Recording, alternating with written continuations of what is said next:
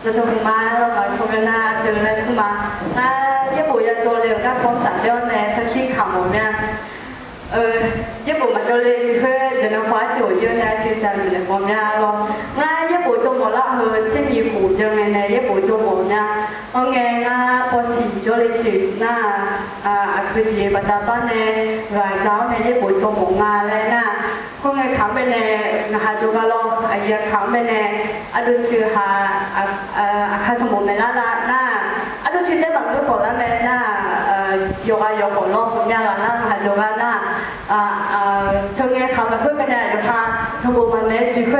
เช่าในจะเฉลยนะกีตาร์มือเงี้ยรสชาติเฉลยแล้วนั่นก็เดี๋ยวเนี่ยง่าห้องเงี้ยจะจ้องง่าเป็นเนี่ยอันนั้นนี่ห้องมือเงี้ยอย่างไรมีเยอะรสชาติเช่าเนี่ยมีเยอะจะเฉลยอย่างมองเงี้ยนั่งง่าเป็นเนี่ยคุณรู้อยู่บุญญาและตัวรู้เนี่ยนึกมาเป็นเนี่ยมีเยอะรู้ถูกจริงเนี่ยละเราน่าง่าพอสีจะรู้ไม่แน่มาช่วยนะสิบโลนะที่ญี่ปุ่นแต่บอกพังเงอนั่นน่าจะไม่แน่ง่ามสามจะเชี่ยวในแต่ญี่ปุ่นเจออีมาและตัวเหนืออย่างนั้นไปแน่น่าเธออย่างเราคุยไปแน่ต่อขามไปแน่เราพอห้าได้เล่นก่อนนี่จงเอาน้ำมาถึงจะถึงว่าสิน่าพอหกได้เล่นก่อนนี่จงมองว่าสิก่อนนี่อาชาใช้ก็เลยแล้วเด็กกันอย่างเราเธอสองมาสิด้วยก็แล้วอย่างนั้นง่าจืดขืนละมีแต่เราเชื่อหูและเธอก็ทำในจงอ่ะน่าจะไม่แน่ชมเนี่ยโจเจล่าเราน่าชมเนี่ย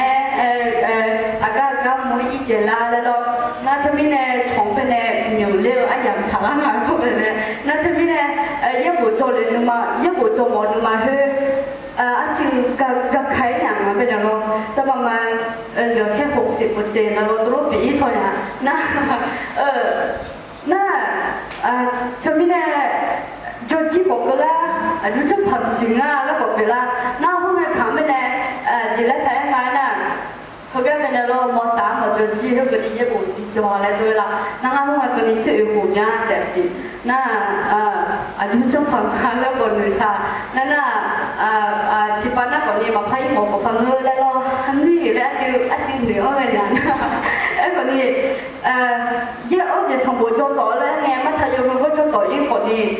มาเกี่ยวเล่และปีฐานนั่งกับผู้เจ้าพ่อเจ้าอีหล่านั่งกับหัวอยู่กับเจ้าพ่อเจ้าอีหล่าแล้วก็มาเกี่ยวเล่ปีฐานน่า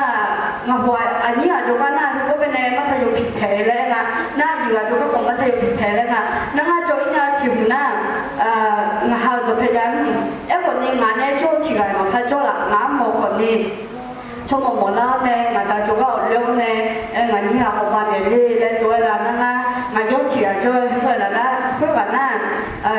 ยาพี่ยาบ้านจ่าแล้วตัวลูกอะไรนะอยู่ให้เขาผมมาโฆษณาแล้วนั่งงานโจ้เนี่ยผมมาจีเล่ได้เขาเล่ละ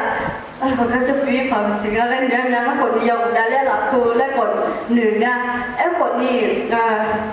สลาที่ว่าเนี่ยน่าหามาเลยก็เป็นเราสลาอากาศเนี่ยเราก็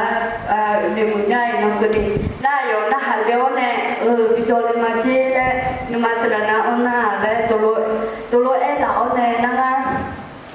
ญี่ปุ่นจะโจรเลยมาน่าห้องไงง่ายชื่อกับผู้เอาเรื่องหลักคุยเป็นเนี่ยนั่งชื่อกับผู้จะนั่งกับเราก็โจรเลยไงน่าเขาก็โจรเลี้ยวเนี่ยญี่ปุ่นจะโจรเลยก็จริงมึงยังและนั่งก็ถูกเจ้าหลังไงน่าอยู่หางของมาสิญญาน่าอยู่หางกับเจ้าโจหางคนนี้มาสิญญาแล้วเราโจน่าโจนั่งนิสัยเราเนี่ยชอบไป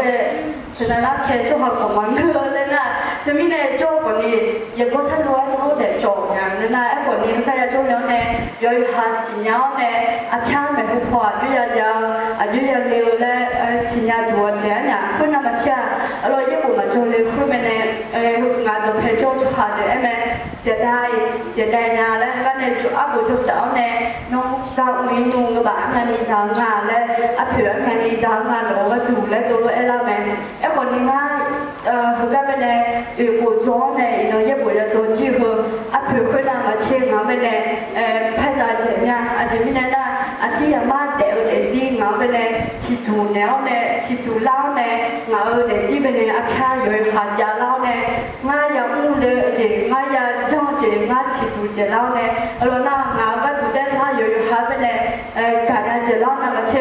那一空好做我嘛người ta còn nhiều còn nha chiều dùng để chỉ cháu bên này một số là nhà rồi dùng chi bên này mà ngủ lớn mà thì chỉ có đi mà xì nhà đó là ở chỗ để lòng mà xì còn đi thì mình này mình cái lớn cho chiều một nha nó cái ghép bộ tròn bộ lão bên này mà không có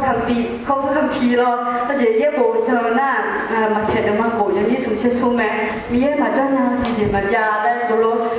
mình rồi chỉ là một lần này đào lên rồi mẹ rồi thì mình này gặp mình một nha mà ta từ con cho từ bên này mà đó chỉ con lao này phụ lão con lao này thì chỉ là lo